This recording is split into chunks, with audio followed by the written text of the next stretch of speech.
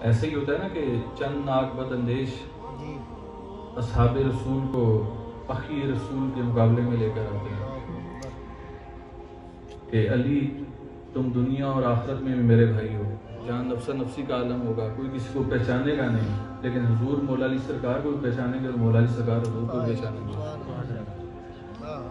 تو حضرت ابو بکر صدیق رضی اللہ تعالیٰ عنہ فرماتے ہیں، یہ بی بی عائشہ صدیقہ رضی اللہ تعالیٰ عنہ سے یہ روایت منسوب ہے کہ آپ نے اپنے والد گرامی سے پوچھا کہ میں اکثر محافل میں دیکھتی ہوں کہ آپ سن حضور کو رہے ہوتے ہیں اور دیکھ علی کا چہرہ رہتے ہیں. سبحان اللہ سبحان اللہ. کیا کہنے.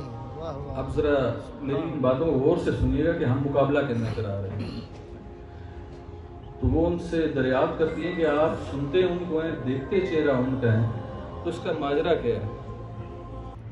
تو آپ فرماتے ہیں کہ کیا تمہیں نہیں پتا کہ حضور علیہ السلام نے فرمایا کہ علی کے چہرے کو دیکھنا بھی عبادت ہے. سبحان اللہ سبحان اللہ.